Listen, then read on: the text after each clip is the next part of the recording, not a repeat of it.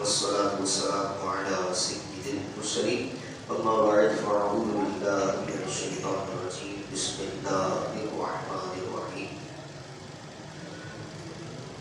نماز جن چیزوں سے ٹوٹ جاتی ہے ان چیزوں کا بیان کیا جائے گا. نمبر 1 بات کرنا. بعض مسائل ایسے ہیں کہ جو سن کر ہو سکتا ہے بعضوں کو ہنسی بھی آئے کہ جناب نماز میں کون بات کرتا ہے.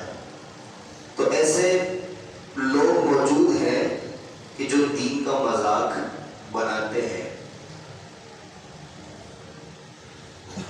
تو وہ نماز کے اندر بات چیت کرنے میں بھی کوئی مذائقہ نہیں سمجھتے. جیسا کہ مکہ مدینے کی مثالیں دی جاتی ہیں تو وہاں پر کچھ لوگ ایسے ہیں کہ جو دین کا مذاق کرتے ہیں. ایک شخص کے پاس دکان کا شاگرد آتا ہے اور دکان کی چابی مانگتا ہے تو نماز ہی کی حالت میں چابی نکال کر دے دیتا ہے. پڑھ لا نماز ہے. نماز کے اندر فوت بجا, جیب کے اندر ہاتھ ڈالا, کال ریسیو کی, کہاں صلی صلی. عربی میں اس کا مطلب ہے میں نماز پڑھ رہا ہوں. موبائل جیب میں ڈال دیا, نماز ہو رہی ہے. تو دین کا جو مذاق بنانے والے ہیں نا بہت زیادہ پائے جا رہے ہیں. تو اس لیے نماز کے اندر بات چیت کرنا بھی نماز کو توڑ دیتا ہے. نمبر 2 کسی کو سلام کرنا, سلام کا جواب دینا, چھینک کا جواب دینا. نماز میں خود کو چھینک آئے تو خاموش رہے, اگر الحمدللہ کہہ دیا تو حرج نہیں, اور اگر اس وقت حمد نہ کی تو فارغ ہو کر کہے. کیونکہ جن کی چھینک آنے پر الحمدللہ کہنے کی عادت ہو تو ایسا ممکن ہے کہ نماز کے اندر بھی اگر کسی کو چھینک آئے تو اس کی زبان سے بے ساختہ الحمدللہ نکل جائے. تو اگر چھینک آنے پر زبان سے نمازی کے خود الحمدللہ نکل گیا تو اس سے نماز فاسد نہ ہوگی. لیکن چھینک کا اگر جواب دے گا تو چھینک کا جواب دینے کی وجہ سے نماز فاسد ہو جائے گی.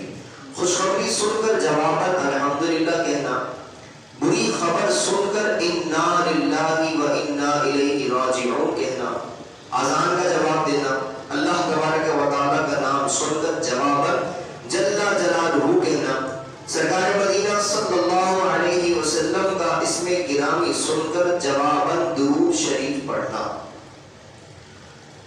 درد یا مصیبت کی وجہ سے الفاظ آہ اوہ نکلے یا آواز سے رونے میں حرف پیدا ہو گئے تو نماز فاسد ہو گئی. مریض کی زبان سے بے اختیار آہ اوہ نکلا, نماز نہ ٹوٹی. یوں ہی چھینک, جماعی, کھانسی, ڈکار وغیرہ میں جتنے حروف مجبوراً نکلتے ہیں وہ عاف ہیں. یعنی کہ تکلیف کی وجہ سے جو بلا تکلف بغیر قصد و ارادے کے جو الفاظ نکل جاتے ہیں تو اس سے نماز فاسد نہیں ہوتی.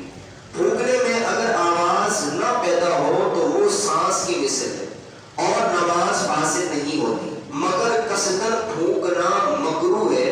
اور اگر 2 حرف پیدا ہو گئے جیسے اف تف تو نماز فاسد ہو گئی. یعنی کہ تکلیف کی وجہ سے یا کسی ویسے ہی جان بوجھ کر کوئی ایسا عمل کیا کہ جس کی وجہ سے ہمارے زبان سے جو الفاظ نکلے اس کے اندر حروف پیدا ہو گئے, جیسے کہ اف تف کے الفاظ ہیں, تو اگر اس طرح کے الفاظ نکل گئے تو اس سے بھی نماز فاسد ہو جاتی ہے. کھنکارنے میں جب 2 حروف ظاہر ہو جیسے اخ تو مفسد ہے, اگر عذر یا صحیح مقصد ہو تو کوئی مذائقہ نہیں. مصحف شریف سے یعنی کہ قرآن پاک سے یا کسی کاغذ سے یا محراب وغیرہ میں لکھا ہوا دیکھ کر پڑھنے سے بھی نماز فاسد ہو جاتی ہے. اسلامی کتاب یا اسلامی مضمون دوران نماز جان بوجھ کر دیکھنا اور ارادتاً سمجھنا مکروہ ہے. عمل کثیر نماز کو فاسد کر دیتا ہے, جبکہ نہ نماز کی اعمال سے ہو نہ اصلاح نماز کے لیے کیا گیا ہو. عمل کثیر کا مطلب یہ ہوتا ہے کہ اگر کوئی شخص نمازی کو دیکھے اور یہ سمجھ لے کہ یہ نماز نہیں پڑھ رہا تو یہ عمل کثیر کہلاتا ہے. تو یہ عمل کثیر کہلاتا ہے. اور اگر جو شخص نماز کے اندر عمل کثیر کرتا ہے تو اس کی وجہ سے نماز فاسد ہو جاتی ہے. اب عمل کثیر کی اس دور کی سب سے بڑی جو مثال ہے نا وہ موبائل ہی ہے. کیونکہ ہمارے نمازی حضرات کا جب موبائل بجتا ہے تو اگر سائڈ کی جیب میں ہوتا ہے یا سینے والی جیب میں ہوتا ہے تو جیب کے اندر ہاتھ ڈال کر موبائل کو بند کر کے پھر جیب میں ڈالتے ہیں. تو ایسا کرنے والا جو ہے نا وہ عمل کثیر کرتا ہے. تو اگر کوئی شخص اس انداز سے جیب میں ہاتھ ڈال کر موبائل نکال کر بند کرتا ہے تو اس کی نماز اسی وقت ٹوٹ جائے گی. علماء نے صرف اتنی اجازت دی ہے کہ اگر نماز کی حالت میں موبائل بچ جاتا ہے تو ایک ہاتھ بندھا رہے اور ایک ہاتھ کو چھوڑ کر بغیر جیب میں ہاتھ ڈالے کوئی بھی بٹن دبا دے تو موبائل کی آواز بند ہو جاتی ہے. تو لہذا صرف ایک ہاتھ کے استعمال سے اگر موبائل فون بند کیا جائے گا تو اس صورت میں نماز نہیں ٹوٹے گی. اگر جیب میں ہاتھ ڈال کر یہ موبائل نکال کر کوئی بند کرتا ہے تو اس سے نماز ٹوٹ جائے گی, نماز فاسد ہو جائے گی. دوران نماز کرتا یا پاجامہ